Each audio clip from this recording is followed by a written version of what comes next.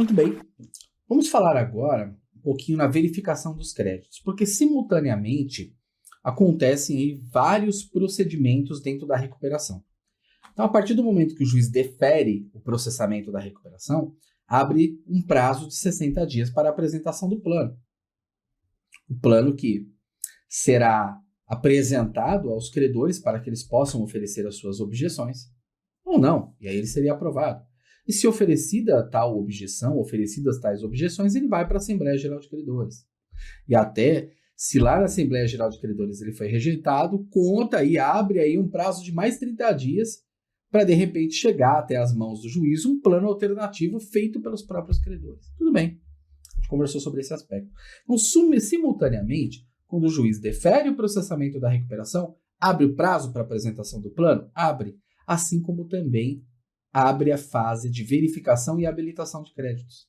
Sim, o despacho deferitório do processamento da recuperação faz com que o administrador judicial, figura da confiança do juiz, já verifique os créditos e comece a receber dentro de um prazo de 15 dias. Então, começa ao mesmo tempo o prazo de 60 dias para a apresentação do plano e o prazo de 15 dias para a habilitação dos créditos, né, onde os diversos credores vão entregar em petição própria, segundo o artigo 9º da Lei 11.101, vão entregar uma petição dizendo o valor do crédito, a classificação do crédito, a ordem e alguns itens mais.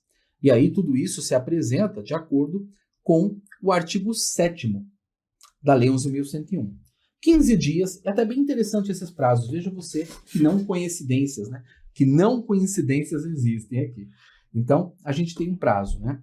Tá aqui, ó. Vamos imaginar aqui o meu braço, deferimento do processamento da recuperação, tá? Então, aqui nas minhas mãos está o início do prazo de 60 dias para a apresentação do plano.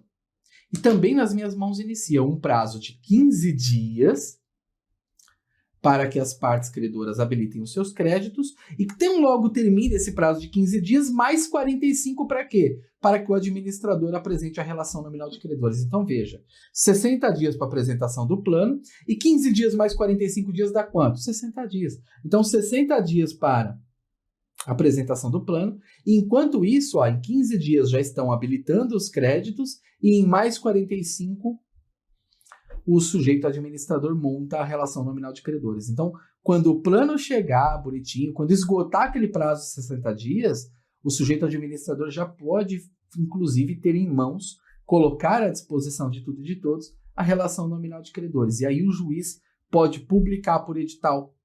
Olha só, ao mesmo tempo o juiz vai publicar por edital o plano e já publica a relação nominal de credores. Bem interessante. E agora, a Lei 14.112, que faz alterações na Lei 11.101, ela entrega também uma possibilidade de tratamento que não existia anteriormente do crédito público. Então, primeiramente, o artigo 7º vai dizer que a verificação será realizada pelo administrador.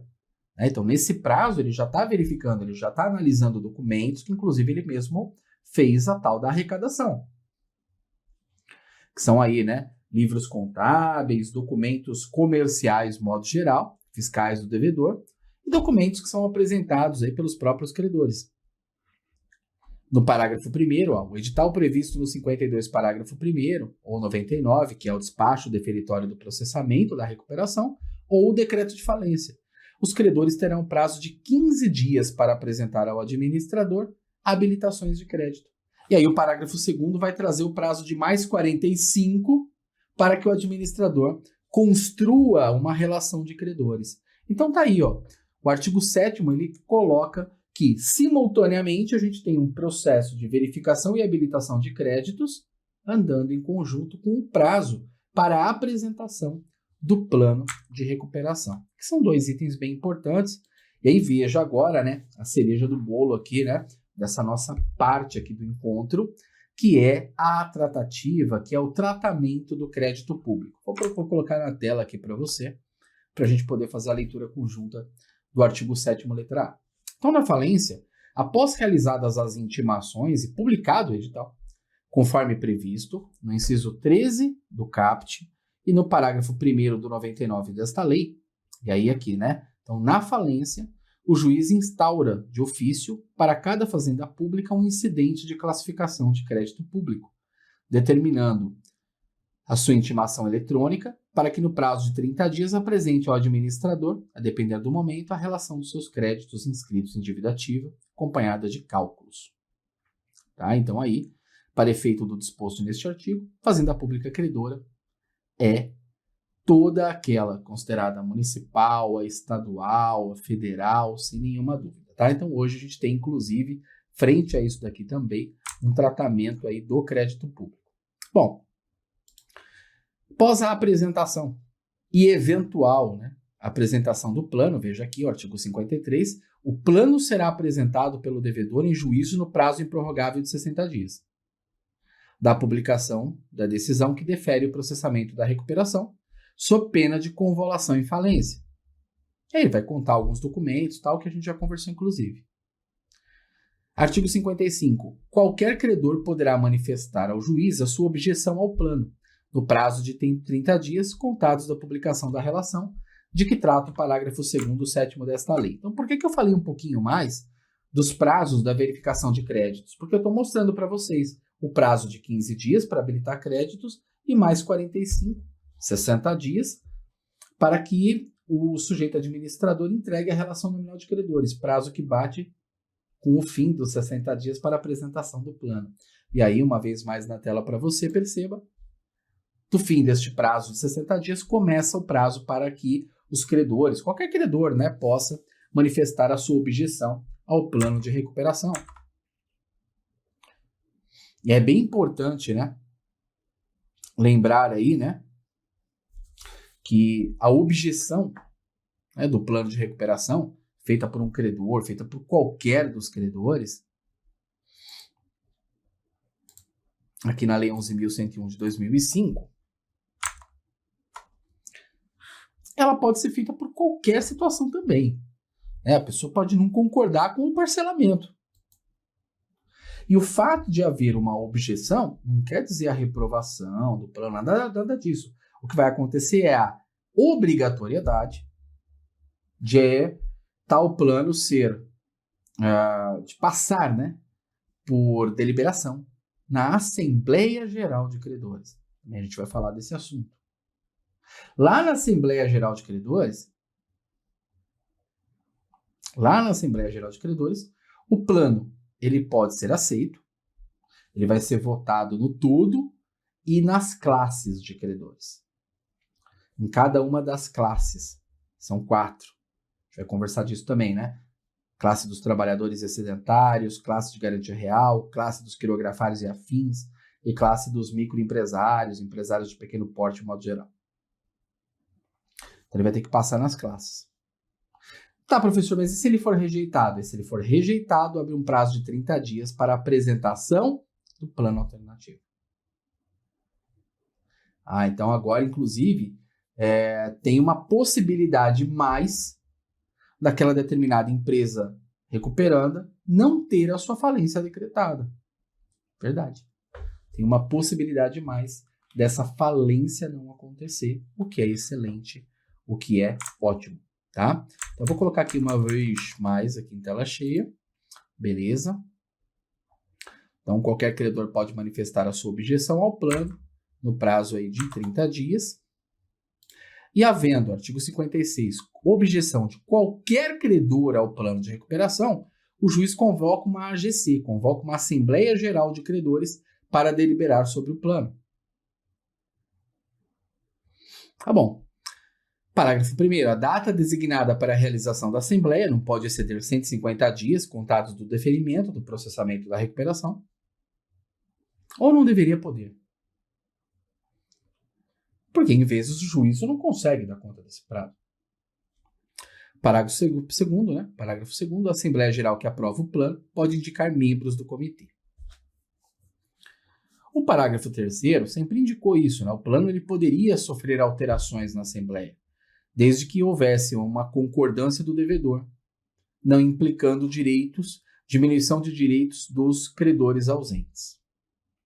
E aí agora vem um parágrafo 4º bem importante Porque quando eu coloquei no seu radar a existência de um plano alternativo, a primeira coisa que te veio em mente é, tá, qual o momento da entrega deste plano alternativo?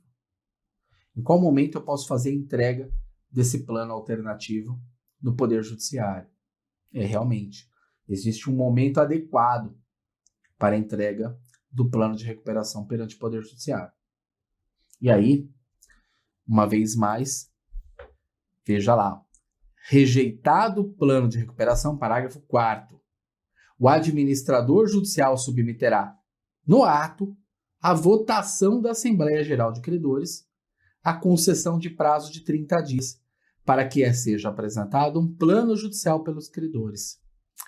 Então é o seguinte, o juiz marca a Assembleia Geral de Credores, chama as partes todas que vão se apresentar.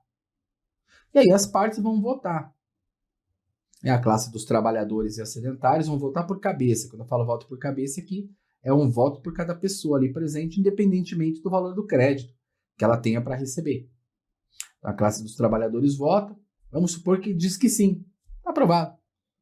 Aí vai a classe de garantia real, bancos. Fala, não está aprovado.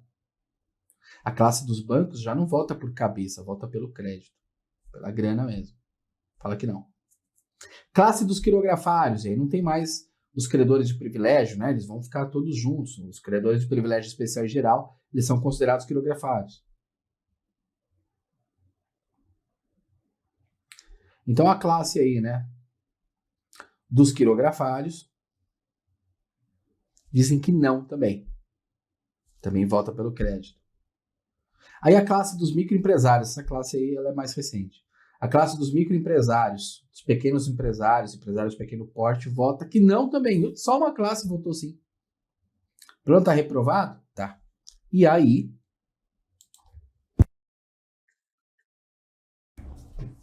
na rejeição do plano de recuperação, o administrador, no mesmo ato, o administrador judicial, que provavelmente está presidindo ali, né, a Assembleia Geral de Credores, olha, ele vai dizer o seguinte, olha, então vamos fazer o seguinte, vamos votar aqui, já que, ó, as 4 classes presentes, trabalhadores e acidentários, microempresários e empresários de pequeno porte, quirografários, garantia real, os bancos aqui, todos presentes. Já que os presentes disseram que está rejeitado o plano de recuperação, vamos votar, ele tem que explicar direitinho, ó, vamos votar a possibilidade de os próprios credores, vocês que estão aí presentes, entregarem um plano de recuperação feito por vocês mesmos. Vocês não gostaram do plano de recuperação que o devedor fez. Tá bom, tá, deu para ver, rejeitaram. Mas agora vamos votar. Veja que a gente não vai votar já um plano, tal, não. A gente vai votar para dizer se vocês aceitam ou não a entrega de um plano alternativo. E depois de muita discussão, né, explicando para eles que eles estão votando ali, não um plano de recuperação alternativo já, votando já condições, não, eles estão votando apenas a possibilidade de entregar um plano. Como aqui você vai poder perceber na leitura uma vez mais do parágrafo 4º, que eu coloquei em azul aqui, né, a alteração criada, trazida aí pela lei 14.112. Rejeitado o plano de recuperação, o administrador submeterá no ato à votação da Assembleia Geral de Credores a concessão de prazo de 30 dias para que seja apresentado um plano de recuperação.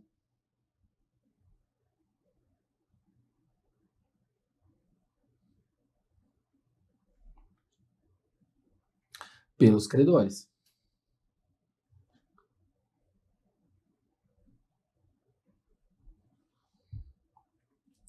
Então, rejeitado o plano de recuperação, o administrador submete no ato a votação da AGC, concessão de um prazo de 30 dias para apresentação do plano de recuperação judicial pelos credores. Tá. E como é que vai funcionar isso tudo? Como é que vai funcionar essa votação, professor? Tá aqui, ó.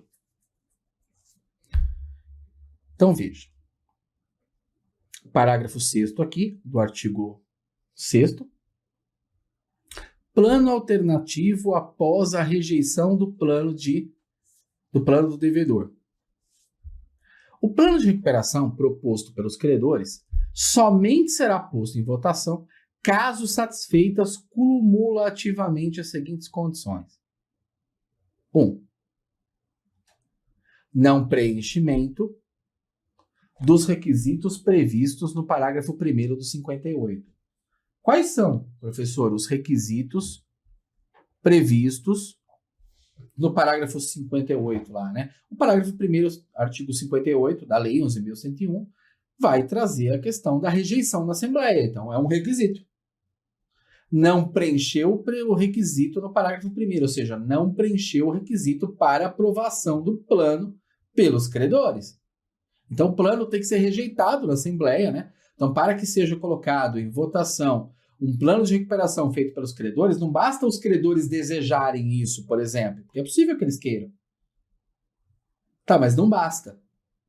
É necessário que haja rejeição na Assembleia, item 1. Inciso 2. Preenchimento dos requisitos previstos nos incisos 1, 2 e 3 do caput do artigo 53, tá? Então, os incisos 1, 2 e 3 do caput do artigo 53 desta lei, ele exige a existência de demonstração da situação lá, de crise econômica financeira do devedor e os laudos. Então, tem que existir no processo, tá? A presença de laudo de avaliação, da possibilidade de se recuperar, da viabilidade econômica da empresa recuperando e, logicamente, também dos ativos do devedor. Os bens e aí por diante. Continuando aí. Apoio por escrito. Aí é a parte que pega, né? Porque, numa boa, a possibilidade da rejeição na Assembleia aqui no inciso 1 é só para dizer que os credores não podem, simples e à torto e direito, apresentar plano alternativo na cabeça deles. Não é por aí. A entrega de laudos, as causas da crise, tudo isso daí, quando a pessoa apresenta o plano de recuperação, ela apresenta tudo isso. Agora, o que pega é o inciso 3 mesmo, que é obter o apoio por escrito de credores que representem alternativamente. Então, eu até destaquei aqui, esses destaques são todos meus, que estão em vermelho. Alternativamente. E aí, é uma condição ou outra, né? Por isso, alternativamente. Não precisa acumular nada disso. É uma situação ou outra. Então, vamos lá. Letra A. Mais de 25% dos créditos totais sujeitos à recuperação. Então, isso aí é independentemente de quem foi ou não lá na Assembleia. Então, eu estou falando dos créditos totais. O sujeito foi na Assembleia ou não foi, não me interessa. Se tem 25% de todos os créditos presentes na recuperação, ponto, já é o requisito para poder ter aí, né, o plano alternativo seguindo sua caminhada. Em contrapartida, se eu não tiver, tá. E se a gente estiver falando aí, professor, nos credores presentes, que são aqueles que estão mais afins com a ideia de recuperação. Tá, então, credores presentes geralmente são em menor número do que os créditos totais sujeitos à recuperação. Crédito total sujeito à recuperação, pessoa que habilita créditos, geralmente tem um número bem grande. Agora, os créditos presentes à Assembleia Geral, bom, os credores que se apresentam lá, geralmente nem são todos, né? Os bancos são, inclusive, loucos para não ir. Principalmente se o crédito não tem um determinado valor que interessa para eles lá. Então, aqui, ó, mais de 35% dos créditos presentes à Assembleia, tá bom? Então, entregue aí, né, os documentos direitinho, os laudos, né, a demonstração das causas da crise. E aí, um desses dois itens de apoio aqui, 25% dos créditos totais sujeitos à recuperação ou 35% dos créditos presentes à Assembleia Geral. Aí sim, ele é posto em votação. Peraí, professor, então não é ainda a aprovação do plano alternativo? Não. Aqui. Nós estamos falando dos requisitos mais básicos, que serão votados ali no mesmo ato e que o administrador judicial já fez isso, né? No mesmo ato ele vai dizer o seguinte, olha, vamos lá. Vamos votar aqui.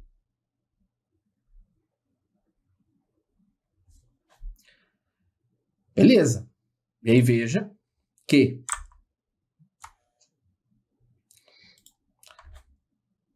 o artigo 56A, ele vai falar na aprovação do plano e na própria adesão aqui, né? Então, até 5 dias antes da realização da Assembleia Geral de Credores, convocada para deliberar sobre o plano, o devedor poderá comprovar a aprovação por meio do termo de adesão. Por quê? Porque se ele tem 35% dos créditos presentes ali à Assembleia, ótimo, o plano alternativo vai virar. Mas, se na Assembleia não tem os 35%, como é que nós chegamos até os 25% dos totais? Por meio do termo de adesão. Porque aí, de repente, ó, sai todo mundo frustrado, ali, ó, não deu os 35%. Só 20% aqui disseram sim, então, a princípio não tem plano alternativo. Só que aí os credores se juntam. E até 5 dias antes da realização da Assembleia de Credores, existe a possibilidade de fazer prova dos 25%. Que é claro, isso aqui acontece antes, tá? Porque até 5 dias antes da realização da própria Assembleia Geral. Então, a aprovação ela pode se dar ou por... E aí talvez fosse legal a lei ter colocado ao contrário isso daqui, né? Então, ou vai por intermédio de termo de adesão, e aí 5 dias antes da Assembleia Geral de Credores, a entrega do termo de adesão, né, para tal finalidade. Eles votaram e disseram, tudo bem, vai ter uma Assembleia para resolver isso. Tá, então, até 5 dias antes do termo de adesão, ou já na própria Assembleia, 35% dos credores ali presentes, né, para poder dizer que tudo bem. E aí veja lá que, juntado aos autos o plano aprovado pela GC, não interessa como agora, tá? Se ele vai ser aprovado pela forma do plano do devedor ou se ele foi aprovado ou se ele foi aprovado em vista do plano do credor, não interessa, qualquer plano. Então, após a juntada dos autos do plano aprovado pela GC ou o plano aprovado ordinariamente, que é aquele que não tem objeção, aí as apresentações aí, né, de certidões negativas dos débitos tributários. Muito bem. Se cumpridas as exigências da lei, o juiz concede a recuperação do devedor, cujo plano ou ele não tenha sofrido objeção, nos termos do artigo 55, ou tenha sido aprovado, seja lá pela forma dos artigos 45, que aí é a aprovação do plano do devedor, ou 56, pela aprovação do plano do credor. E aí, nós vamos falar o quê? Na concessão da recuperação judicial. Decisão do juiz que opera apenas dentro do plano do controle de legalidade. É dentro do plano do controle de legalidade que opera o juiz. Ele não sai disso. Porque a aprovação não se dá por ele. A aprovação do plano de recuperação não se dá pelo juiz, se dá pela Assembleia Geral de Credores. Tá? Bom, professor, as formas de aprovação do plano. As formas de aprovação do plano, elas se dão conforme essa tabela aqui. Então, ela pode hoje ser uma aprovação simples, aquela que não tem objeções naqueles 30 dias. Ela pode ser uma aprovação do plano. Não interessa aqui, tá? Se do devedor ou se alternativo do credor. Ela pode ser por intermédio da aprovação em todas as classes. Quais classes? Trabalhista e acidente do trabalho, voto por cabeça. A maioria das pessoas presentes decide. Microempresários e empresários de pequeno porte, MEI está nisso também. Quem decide também são as pessoas, naturais ou jurídicas. E aí, voto por pessoa, por cabeça. E depois, a classe garantia real, dos bancos e quirografários. Lembrando que privilégio especial geral não tem mais, entra na classe dos quirografários. Essas duas últimas, que é a classe garantia real e classe dos quirografários, votam pelo valor do crédito que possui. Então, se um determinado sujeito possui mais crédito, um só possui mais crédito que todo mundo, ele acaba decidindo sozinho. Se ele for da Assembleia, ele decide sozinho, porque é pelo crédito. Bom, pode ser que a aprovação se dê nas 4 classes, pode ser que nós não tenhamos as 4 classes presentes na Assembleia, se aí aprovou por 3, aprovou por todas. Se não estivermos diante de 3, só apareceu 2 classes na Assembleia, aprovou as 2, aprovou todas. E aí tem uma... Então eu falei, na aprovação simples, aquela que não tem objeções. E aí, se não tem objeções, não temos nem o que falar em plano alternativo do credor. Temos a aprovação por todas as classes, que pode ser seja lá a aprovação do plano alternativo ou a aprovação anterior a isso do próprio plano do devedor. E aí uma terceira. A terceira é a chamada aprovação forçada. Porque tiveram objeções, foi lá para a Assembleia Geral de Credores, mas teve pelo menos uma classe dissidente. Então imagine lá, né? 4 classes presentes na Assembleia, uma não aprovou, uma foi dissidente. Imagina que foi a dos trabalhadores. De 100 trabalhadores, 60 trabalhadores disseram sim e 40 falaram não. Aliás, desculpe, 60 lá falaram não, né? A maioria, né? Reprovou, e uma parte falou sim, que foram 40. 40% só. Está reprovado, 40% só falou sim, está reprovado. Mas veja que se nessa classe dissidente, nessa classe reprovadora, tiver pelo menos 1/3 dizendo sim, o juiz pode forçar. E aí é o crash down. Tá? Aí o juiz pode forçar a aprovação. Tá bom? Então, a classe dissidente deve ter 1/3 de aprovação. A professora, isso só tinha 3 classes presentes na Assembleia. Tá bom, 2 aprovaram, uma reprovou. Na que reprovou, 1/3 ou dos presentes, se for a trabalhista ou a dos pequenos empresários, 1/3 dos créditos, se for a de garantia real ou se for aquela de quirografários. Tá? Muito bem. E aí, nós temos também a legislação agora tratando a questão envolvendo a recuperação por consolidação processual e por consolidação substancial. A recuperação por consolidação processual é aquela que mostra um grupo de determinadas e diversas empresas.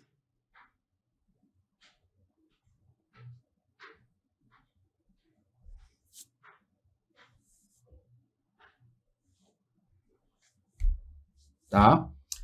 E aí, aqui veja você, né? A consolidação processual mostra que essas empresas têm um controle societário comum, até porque elas integram um grupo. Mas se elas são independentes. O que mostra essa independência? Não existe uma identidade no quadro societário, né? Então, não tem os mesmos sócios, né? Essa empresa A tem sócios A, B e C, e a empresa A, B tem sócios XYZ, sócios diferentes. Uma empresa não é garantidora de outra em determinados financiamentos e dívidas, são independentes. E aí, por que eu estou falando nisso? Porque a chamada consolidação processual faz com que o juízo julgue separadamente as recuperações, sendo que uma delas pode ser positiva, outra delas pode ser negativa. Ter a recuperação para uma e não ter a recuperação para outra. Tá. Mas nós temos também a consolidação substancial, que, aliás, o que o juízo pode fazer também é a convolução da consolidação processual, essa em que as empresas são independentes, para a chamada consolidação substancial. E aí a consolidação substancial está naquela situação em que as garantias cruzadas existem. Né? Ou seja, uma empresa acaba garantindo a outra em determinadas obrigações.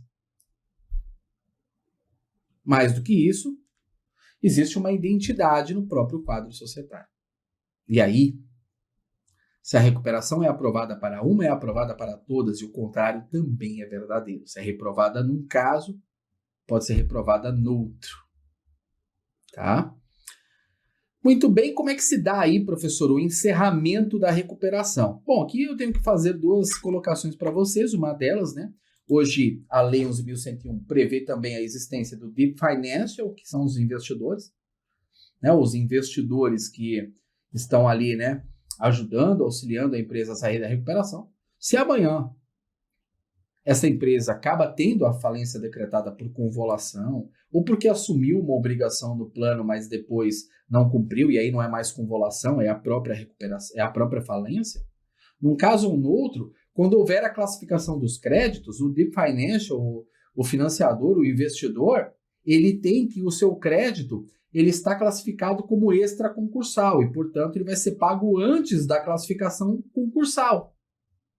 Primeiramente vai pagar os extras, que é o artigo 84 da Lei 11.101, e que agora, inclusive, tem também uma ordem de preferência.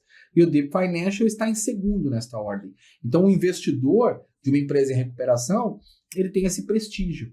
Ele recebe como credor extraconcursal. Ele recebe logo após os credores urgentes trabalhistas. Ele fica em segundo. Tá? Só depois que vai pagar aquela tabelona de créditos concursais. Então, essa é uma das questões. A segunda delas, o encerramento da própria recuperação segue os mesmos padrões que sempre existiram para tal. Em situação em que, após o cumprimento das obrigações que encerrarem, né, a recuperação, então, após o cumprimento de obrigações que se encerrarem durante 2 anos da recuperação, a recuperação está encerrada. O crédito trabalhista não pode passar 1 ano de parcelamento e a gente tem agora uma observação do artigo 54, parágrafo 2º, que até pode levar para 2 anos os trabalhistas também. Ah, professor, mas e se tem créditos aí que tem 36 meses? Como que funciona isso? Bom, a decisão concessiva da recuperação, ela não somente inova as dívidas, como faz título executivo judicial. Então, depois de 2 anos, acaba a recuperação, pagou as 24 parcelas. Se uma das parcelas, a 25, a 26 ou a 27, sei lá, se depois que o juiz realmente deu a sua decisão de encerramento da recuperação, uma parcela for descumprida, ela tem que ser cobrada por intermédio do processo de cumprimento de sentença. Porque ela faz título executivo. Já não é mais possível, neste caso, falar em ato de falência.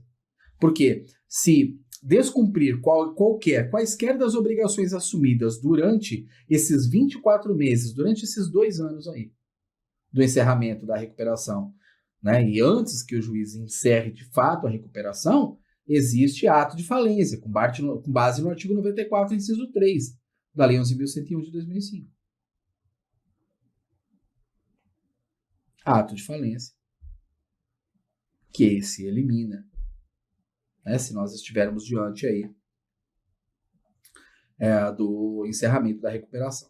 Um outro fator bem importante é lembrar que o empresário rural, e aí eu já disse em outro momento, repito, ele pode integrar o processo chamado de recuperação especial, que é a recuperação do pequeno empresário, desde que este rural não tenha uma receita bruta no ano que supere 4.800.000. Aí ele segue normalmente para o processo de recuperação especial, lembrando que é ele que escolhe se ele vai querer participar do processo de recuperação especial ou se ele vai querer participar do processo de recuperação comum.